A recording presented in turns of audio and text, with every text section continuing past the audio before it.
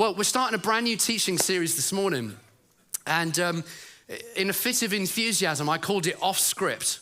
Now, in hindsight, I wish I called it on script, because the idea of this series is that we're going to hear messages from our preaching team about things that God's put on our heart.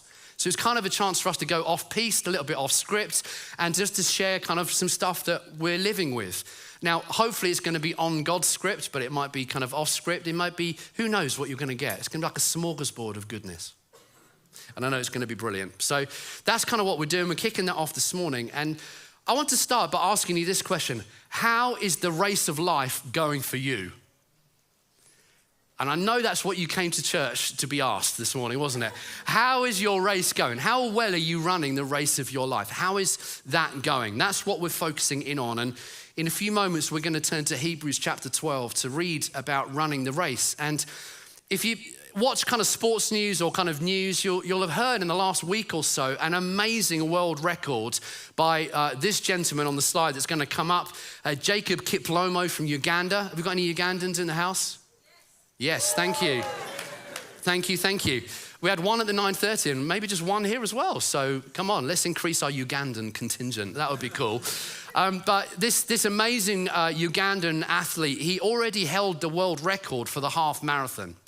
But he broke his own world record just a week ago. In fact, he smashed it by 48 seconds. I mean, that is like unheard of. In fact, World Athletics said that the 48-second jump was the largest single improvement of the men's record in history. I mean, it was like astonishing. He ran it in 56 minutes, 42 seconds. I mean, that is, has anyone done a 5K run? So he strung 4 5K runs back to back and got a world record in each 5K section. And he got this, and just a remarkable race. And when he was asked about it, he basically described that the conditions had been absolutely perfect for running. He ran in Barcelona, it was 13 degrees Celsius and there was 0 wind. He said it was perfect, the most perfect conditions he'd ever come across. Now, you might have discovered that when it comes to running the race of your life, the conditions are far from perfect most often. The reality is when you're running your race, you are hitting obstacles, you're hitting distractions, there's things flying at you from the left and from the right. You often feel like you're running into a headwind. Like actually running a half marathon is probably easier than running a successful life.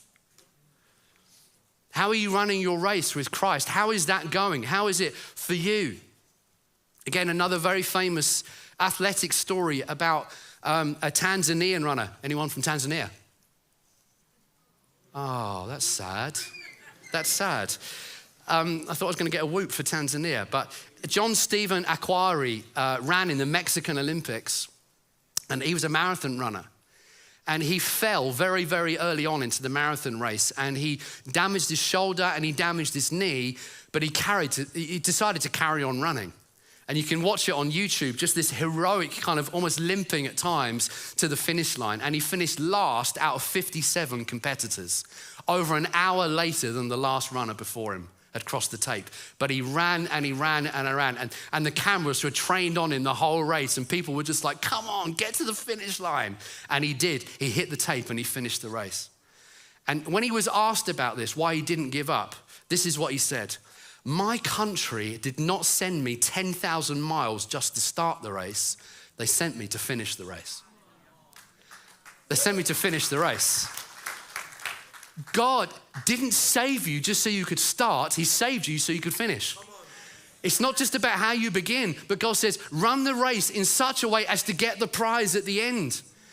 Now, some of you may be here, you may not even have started your Christian race yet. It may be that you're here and you've never made a decision to follow Jesus.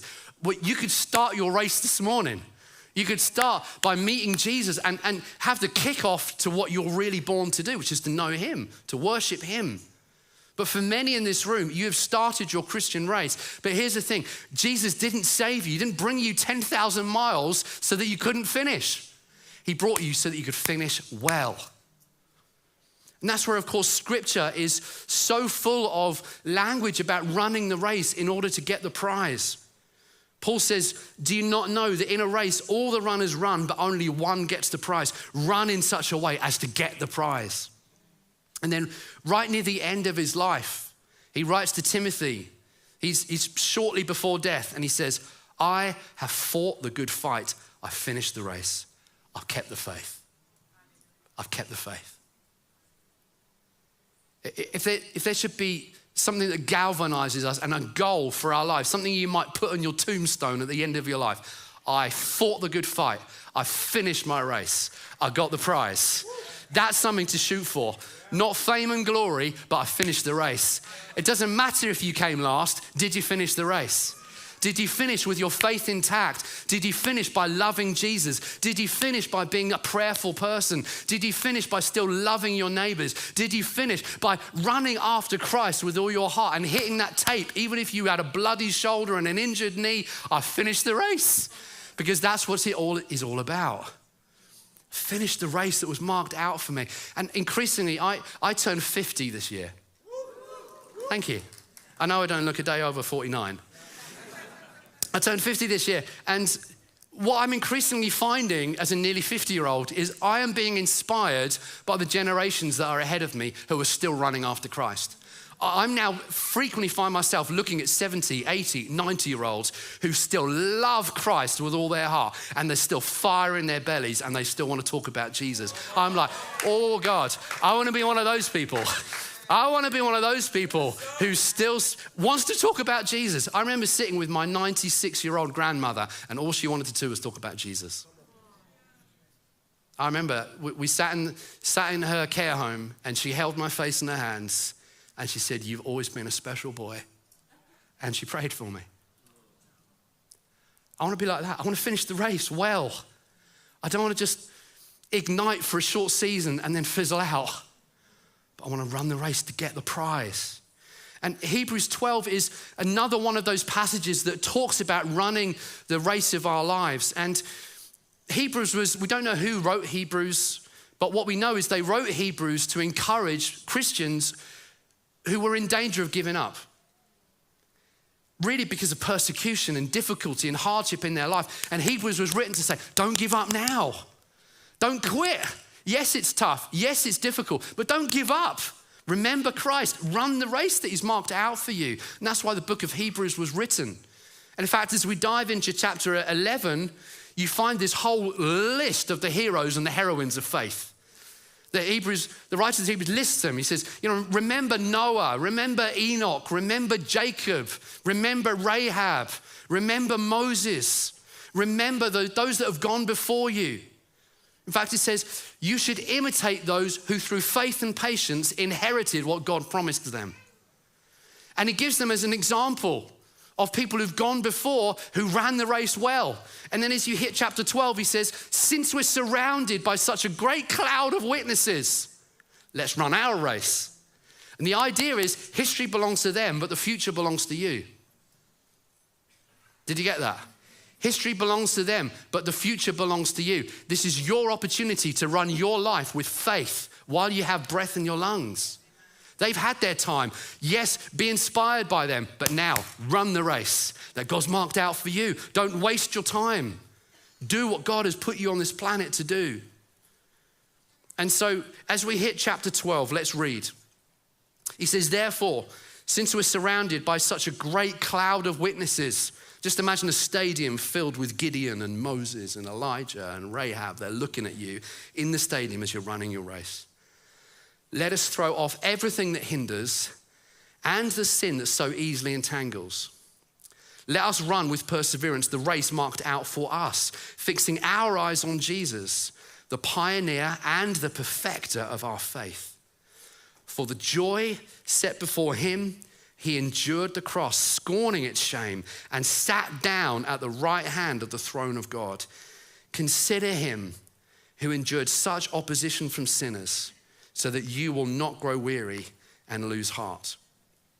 So I want to pull out of that just two keys to running the race of your life well.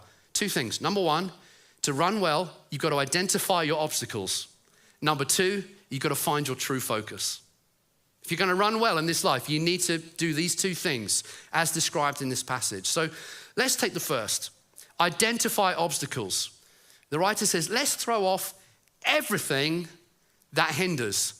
Don't you love it when the Bible uses the word everything? Like, for example, do everything without grumbling and complaining. Whoo. I wish you toned it down just a little bit. Everything, do everything without grumbling and complaining. Well, here it's like, throw off everything that hinders you from running the race. Everything.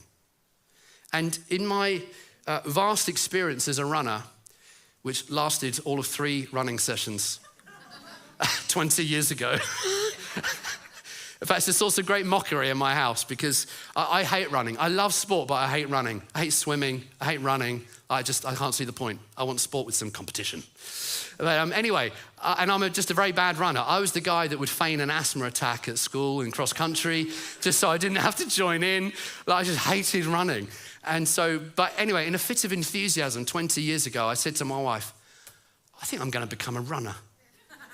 I'm going to start running. And she looked at me rather skeptically and she's like, but you hate running. I was like, I know, but I'm a reformed character.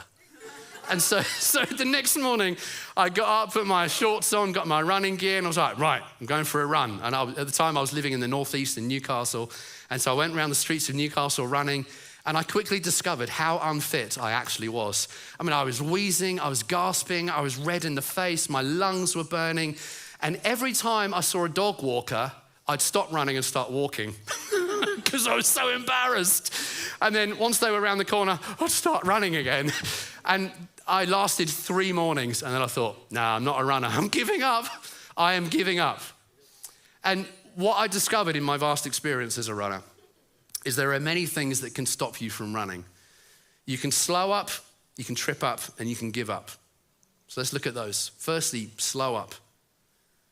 The writer says throw off everything that hinders. And probably the idea here is of a runner who was wearing like cumbersome garments, and they were actually so heavy that it stopped them from running fast.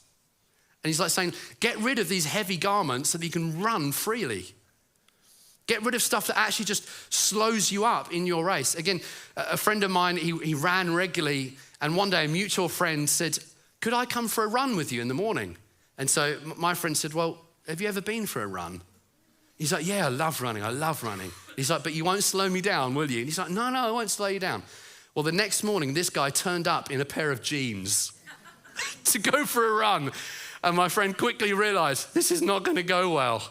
And halfway through this run, he left this guy behind and just ran off into the distance because he had the wrong clothes on. They were slowing him down. Now, here's the thing. Wearing a pair of jeans is not wrong. I'm wearing a pair this morning. Maybe are you. But if you wear them for the wrong environment, it's going to slow you down. And that's the idea in this passage is there are things that we do in life, and often it's the distractions of life that slow us down. It's the things that are not necessarily bad things, they're good things, but they've become distracting things and they start to slow us down. Now, I don't need to tell you that you and I are living in the king of ages of distraction. You should have seen me trying to prepare a sermon this week. Man, I've been distracted by all sorts of different things. And that's the age we're living in, the age of pings, the age of alerts, the age of things that want to capture and draw your attention away. And if we don't get to grips with distractions, you can quickly find that you are slowing in your race for Christ because it's like you're constantly, oh, let me just do that. Oh, there's a thing over there. Rather than saying, I'm running. I've got my eyes fixed on the prize. There's a book written by a man called Jonathan Haidt who I would encourage every single parent in this room to go and buy this book and read it. And it's really about the impacts of a digital culture on your children. And one of the biggest impacts on your children is their inability to actually focus on anything anymore. Now, maybe that's you in this room. Maybe it's me. But he wrote this. He said, the phone-based life makes it difficult for people to be fully present with others when they are with others and to sit silently with themselves when they're alone. Gen Z became the first generation in history to go through puberty with a portal in their pockets that called them away from the people nearby and into an alternative universe that was exciting, addictive, and unstable. And as I will show you, unsuitable for children and adolescents. People cannot really multitask. All we can do is shift attention back and forth between tasks whilst waiting a lot of it in each shift. Parents, if you're giving your children and your adolescents a smartphone, it comes with a massive health warning. A massive health warning. God did not give you children so that a screen could parent your children. They need you. They need a mum. They need a dad. They need your presence in their life. This book argues no child under 16 should ever be given a smartphone. And the reason is, it stops our ability to learn, to focus, to be present. I heard this story from a speaker recently who said she was on a bus in London, packed bus, happened to be looking over the shoulder of a young lady and a young guy sitting next to each other. Both of them were on dating apps. And then they came to a stop and both of them got off at the same stop and walked in the same direction, never once talking to one another. And she thought, I wonder how that story could be different if they put their phones down and actually looked to their right and their left and said, hello. You ever thought about that? Another study says this by Michael Posner. He's a professor at the University of Oregon. He said, if you're focusing on something and get interrupted by a ping or an email or you look at Facebook, it takes on average 23 minutes to get back to the original task that you were doing beforehand. 23 minutes. So we think we're multitasking, but actually you're wasting 23 minutes of focus in your life. Another study studied people's intelligence, their IQ, and looked at the difference between those that were being interrupted by Facebook messages or texts and those that had no distractions at all. What they discovered is that your IQ drops by 10 points every time you choose to look at Instagram or Facebook. And actually, you could smoke marijuana and be more intelligent than checking Instagram while you work or while you're at home. He writes this, you'd be better off getting stoned at your desk than checking your texts and Facebook messages a lot. Now, by the way, I'm not advocating smoking weed. Let that be said on the tape for all to hear. And if you are, cut it out because we don't like the smell and it's probably bad for your brain. But what's the point? The point is even your intelligence is taking a hit every time you choose to run after a distraction to the left and a distraction to the right, or the other way around. We're living in the age of distraction, and the enemy doesn't mind what tool he uses to get you to slow down. He'll use whatever tool is at his disposal in every particular generation. In our generation, it just happens to be this. And he doesn't mind using this if it will cause you to get distracted from the task, to get distracted from having your eyes on Jesus and filled with Jesus. Ask yourself the question, is this become your slave or your master? Who controls this? Does it control you or do you control it? Who's discipling who? Are you discipling your children or are your screens discipling your children? Distractions. I love and hate this quote by John Piper in probably equal measure. But he says, one of the great uses of Twitter and Facebook will be to prove at the last day prayerlessness was not from a lack of time. If you don't feel strong desires for the manifestation of the glory of God, it's not because you drunk deeply and are satisfied. It's because you've nibbled so long at the table of the world. Your soul is stuffed with small things and there's no room for the great. This is what happens. We stuff ourselves with small things. We nibble, and then we think, why don't I really desire God? We filled all the space. Now, hear what I'm saying. This in itself is not a bad thing any more than wearing a pair of jeans is a bad thing. But it can slow you down. It can distract you. It can get you off course if you don't get a hold of it. The next thing he writes, and I knew you'd like that point, and so you're welcome. Thank you. You're going to like this next one even more. He says, throw off the sin that so easily entangles.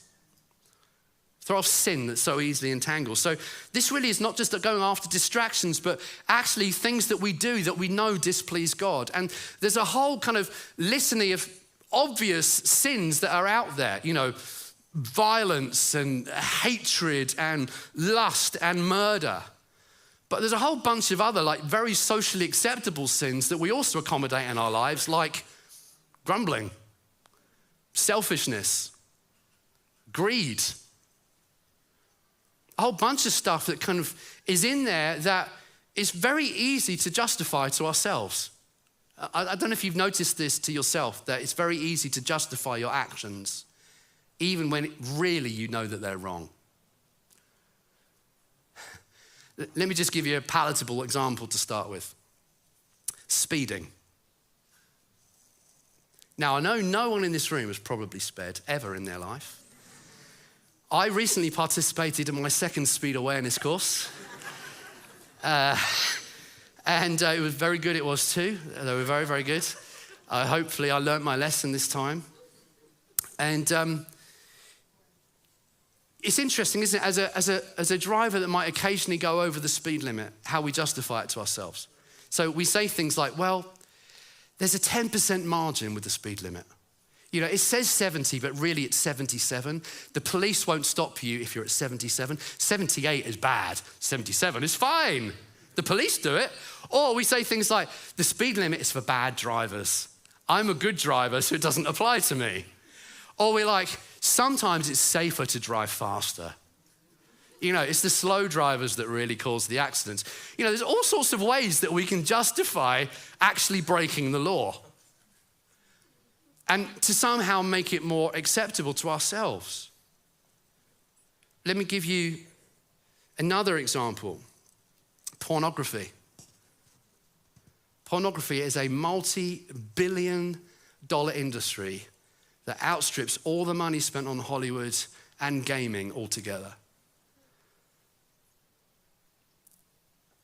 And so many people, including many Christians, are engaged in regularly watching pornography as a habit, even though you know it's wrong.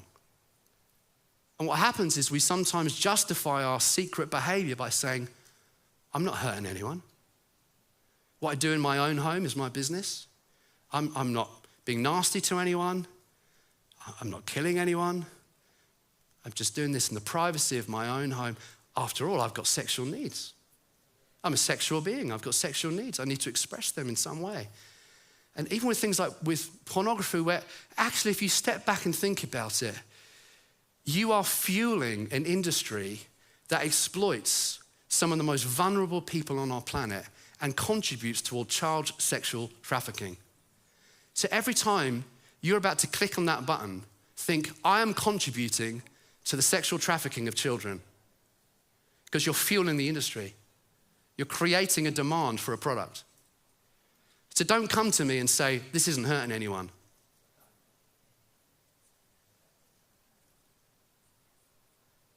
Ask yourself, am I actually justifying my behavior? Am I trying to cover something up that actually ultimately is going to be something that entangles me and causes me to trip up? And what I've heard recently, some people say, but there's now AI pornography. They're not even real people, so that doesn't count, does it? Well, just picture yourself for a moment standing before Jesus at the end of time and looking into his fiery, pure, red-hot eyes as he loves you and is looking and is saying, what did you do with your life? And you say, well, it was only AI pornography. You know, and I know, that ain't gonna wash. Right is right, wrong is wrong, holy is holy. You know it, and so do I. And the world is actually looking for a church that looks like it's come from the presence of a holy God and it's made a tangible difference in their life. Now listen, one of the things that can trap you in pornography is shame. So what I'm not trying to do here is shame you into silence. You're in a place here where community wants to help you and love you and pray with you and stand with you and say, do you know what? We're in it with you. We want to stand with you. Don't let shame be a barrier to breaking a habit that you know is wrong. But don't try and justify it to yourself, because you are self-deceiving yourself. Sin entangles us. It stops us from running the race that God has marked out. And then thirdly, we see him talking about giving up. So sometimes it's not about distractions or sin, it's just that you get weary. And the pace of your life is not at a place where you can carry on running. Sometimes the enemy of our race is that we are burning the candle at both ends and we've been doing it for way too long. You understand, you can do that for a short season. You know, in manic seasons of our life, you know, I think back to when we had small children. I was commuting to work, 2 small children. I was leading in a church. I was running a youth group. I was doing all sorts of stuff. And man, we were burning the candle at both ends for years. But that's not sustainable forever. Eventually, when you burn the candle, it will bite you in the bum and your body will give you away at some point. Your mental health will start to struggle, or your body will start to break down in some way, because actually you're made to be someone that lives at a sustainable pace. And if we don't get sustainability under control, it's very easy just to kind of run out of spiritual path and think, oh, I've got to go to church again. I could really do with an extra 2 hours in bed. Maybe that would be the better option sometimes. Weary. George Whitefield, the guy whose thumb mark is just here on the screen, he was an amazing preacher. He was part of revival in this nation, saw incredible things, and he traveled 3 times to America in his lifetime. And that was a 3-month trip both ways. And he traveled on horseback thousands of miles as he preached the gospel to many, many people in this nation. But eventually he wore out. He died at the age of 56. And just before he died, he wrote this: Lord, I'm weary in thy work, but not of thy work. And that last day of his life, he was so ill, he couldn't eat, he could hardly sleep, he could hardly talk. But as he was going to bed that night, he noticed there was a crowd of people outside of his house waiting to hear George Whitefield preach the gospel to them. And so literally with his last breath, he took his candle out and he preached to them for 2 hours until the light of the candle had completely gone. And he went inside and he died in his sleep that night. 56 years old. Suddenly that doesn't feel very old to me. 56. So easy to wear out. And often the cause of our wearing out is not just about pace, but is about the spiritual calories that you're putting in your body. You know, people like me and Simon and others who teach from this platform, we have like 30 minutes once a week to try and feed you some spiritual calories. That is not enough to get by for 7 days. It's not.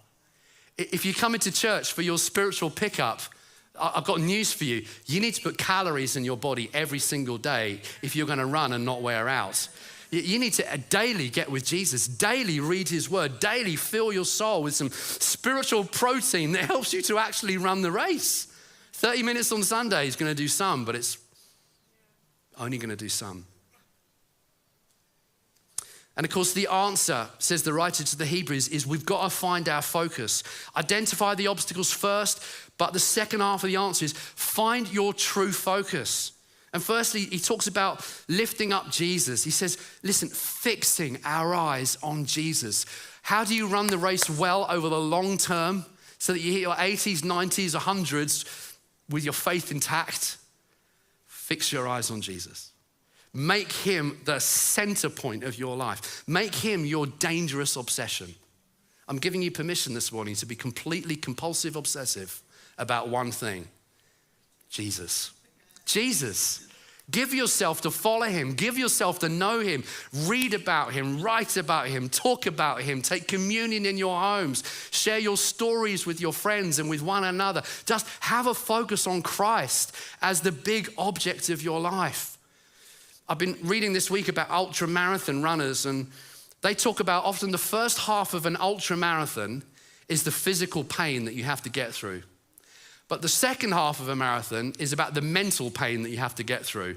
Thoughts like, I want to lie down and die. My body hurts. I want to give up. And they say one of the keys is actually focusing on something outside of yourself that helps you to reach the finish line. You need an object beyond yourself if you're going to carry on running. And here's the idea. Look at Jesus. Look at someone beyond yourself. As John Piper says, no one goes to the Grand Canyon to increase their sense of self-esteem. Think about that. Why do you go to the Grand Canyon? To have a wow moment. Wow. Let me give you just a completely superficial example. Last week, Brighton beat Chelsea 3-0. Come on, the Seagulls. Come on, the Seagulls. Sorry, Chelsea fans. Karu Mitoma scored just an absolute worldie. Some of you don't know what I'm talking about. That's okay, stay with me. And the camera panned in on Danny Welbeck as he congratulated Mitoma on this amazing goal. And all you could see coming out of Danny Welbeck's face was, wow, wow, wow. Where is that for you? Well, I tell you, as a Christian, it comes from Christ. We're meant to look at him and say, wow, wow. Actually, you find yourself by taking your gaze off yourself and looking at him. By lifting your chin and saying, wow, Jesus, you are more magnificent than I ever thought possible. And the more I look at you, the bigger and the better and the more glorious you become. And so here's the key to running my race well. I'm just going to make much of Jesus. Because then it's actually much easier to say no to sin and distractions. You're like, actually, I'm really obsessed about getting to know Christ more. Make him your great obsession.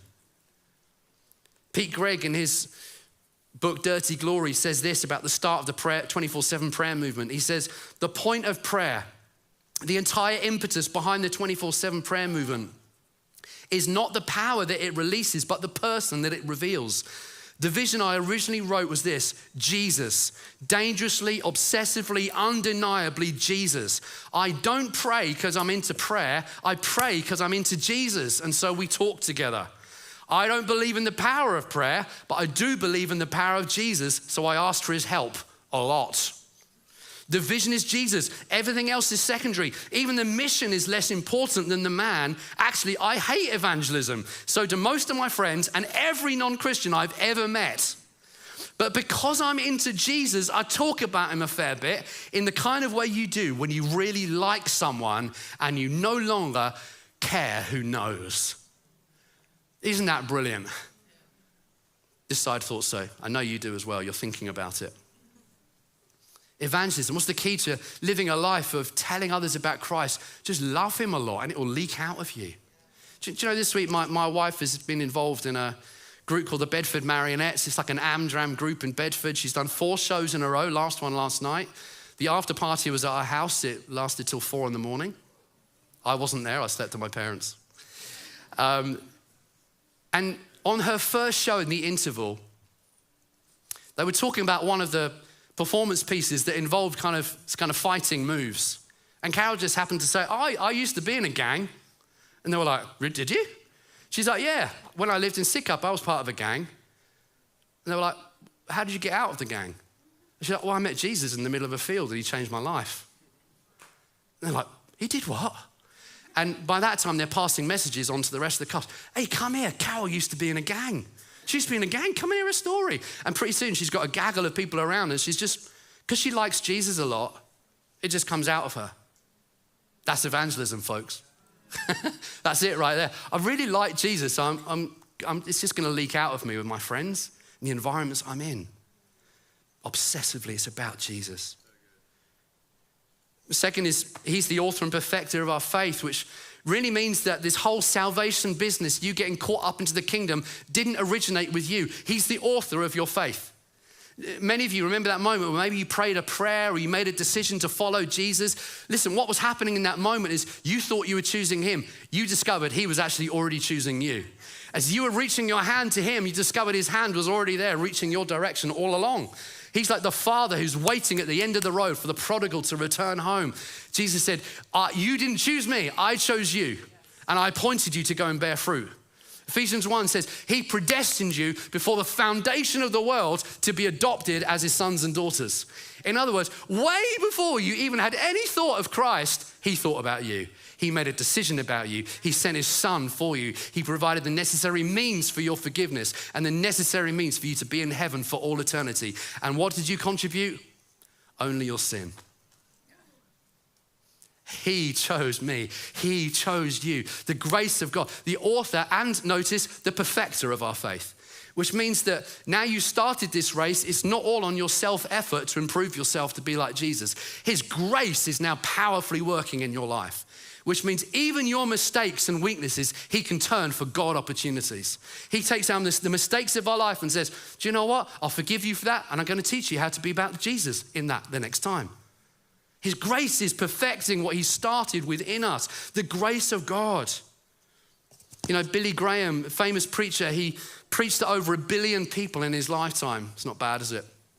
And he once got caught for speeding, which is obviously, see the similarity. Phil Wilthew, Billy Graham, both got caught speeding. That's where the similarities end. But he once stood before the judge, and the judge said, are you guilty, Billy? Are you guilty of speeding or not? And he said, I am guilty. And at that point, the judge recognized who he was, because by that time he was a very famous man in America. And the judge said, Billy, I want to pay your fine. And then he took him out for a steak dinner. And thereafter, Billy Graham always used that as an example of the grace of God. God pays your fine, and then he takes you out for a steak dinner. It's forgiveness and it's blessings.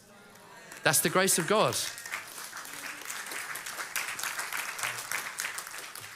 Another man who discovered that was John Newton. He's the other person here, and he was a pastor up in Olney, just up the road, for many years. He formerly was a slave trader in the transatlantic slave trade. Underwent an incredible conversion and repentance from that, and found Christ, and eventually wrote the hymn, Amazing Grace, how sweet the sound that saved a wretch like me. I once was lost, now am found, was blind, now I see. And in the film Amazing Grace, John Newton said this, although my memory is fading, I remember two things very clearly. I am a great sinner. Christ is a great Savior. If you will live with that perspective, I used to be a great sinner, but Christ has become for me a great Savior. It's very difficult to get off course on the race that you're running. Christ is a great Savior.